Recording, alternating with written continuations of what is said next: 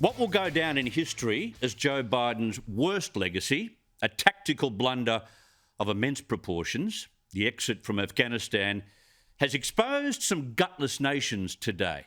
It's also featured the rather astonishing sight of a Taliban press conference. Let's get to the gutless first, though. While the US, the Brits, Canada and Australia have been very vocal in committing to transporting loyal Afghani workers from Kabul and have actually begun the process, what a performance from the Germans and the Swiss. Local-based staff who'd assisted the embassies for years with various activities, the usual from translation to cleaning and everything in between, they've been just abandoned. No thanks, not even see you later. They just did a runner in the middle of the night. Those Afghanis came to work the following morning expecting to be part of a major planned evacuation, and all they can do now is pray that the Taliban won't seek revenge. Good luck. Which brings me to that point and the site of a Taliban press conference. Now, you've got to understand this was organised by the same barbaric mob which banned television itself 20 years ago, and they're holding this massive press conference. And they've apparently turned over a new leaf, we're led to believe, planning a nation of peace without conflict. A woman was actually able to ask a question of the key regime leaders without being shot. What assurances can you give to women and girls that their rights will be protected? We recognize the rights of the women which Islam gave them. Women can work, they can go to the school, they can work in schools, they can work in hospitals.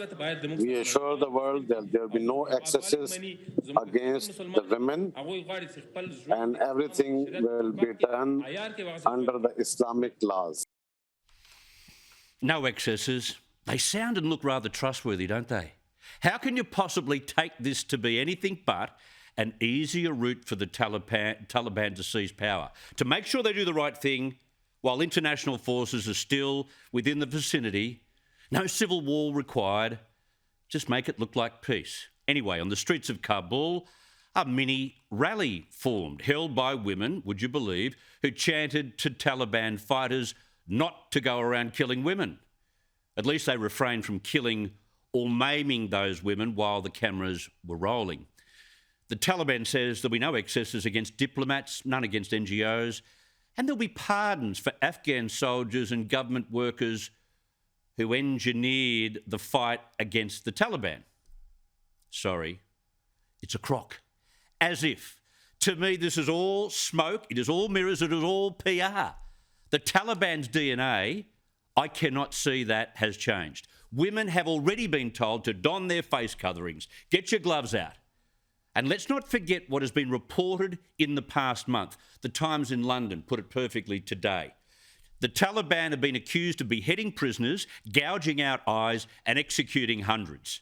Fleeing civilians have brought tales of girls forced into marriage or kidnapped as sex slaves. Video on social media shows Islamists pumping machine gun rounds into the bodies of captured Afghan policemen. A comedian, Nazar Mohammed, was dragged from his home and his throat was cut after he was captured in Kandahar last month, with pictures of his body posted online. One man accused of working as a translator for the US military was said to have been beheaded. All carried out in the regions and out of sight of international media who are now in Kabul. That's their DNA. The Prime Minister was asked about whether he could ever consider diplomatic relations with such a regime today. I'm making no assumptions, absolutely no assumptions about any commitments that are being given to others. I'm working on the basis of getting people out as quickly as I can and as safely as I can. I will welcome a better environment, but I'm not counting on one in terms of my planning and our sense of urgency in the activities we're engaged in right now. And making sure we do those as swiftly as we can. As for the broader diplomatic situation in the future, well, I know their form, and I'm acting on the basis of their form. And they've got plenty of form. I'll speak with one Australian Afghan tonight, an internationally well-known businessman who knows all about the Taliban's culpability and their capabilities and can't believe what's happened to his people in Kabul. And let me just say this about Biden's claim that the country is no longer a threat to the West. It is all bollocks. During the occupation of that country and the war against ISIS in northern Iraq, where did we jail many of the worst butchers, do you think? In Kabul prisons. Those bloodthirsty terrorists have now been set free by the Taliban. It's America's problem, all right, and no doubt a problem for the UK and Australia. Watch that space. Now, what does Australia do from here with those who know they face persecution because of their work with Australia in Afghanistan? Well, we're being generous humanitarians again, as Australia has always been, despite what the left claim. And as you can see in these pictures, our first C-130 has landed and has departed with 26 people out of Kabul early this morning. There's a conga line of C-130s ready to depart the Emirates and repeat the process. That's our commitment. The PM has spoken today of being willing to hand out more than 3,000 humanitarian visas. We need to be very clear who's getting on our planes, who's going to our base, and who is going to come and live here in Australia. We have to be very, very clear about that. And we are taking all the sensible precautions, but moving urgently to address the very real need in these very stressing conditions. We will not be offering a pathway to permanent residency or citizenship. We will not be allowing people to enter Australia illegally, even at this time. Our policy has not changed. We will be supporting Afghans who have legitimate claims through our official and legitimate processes.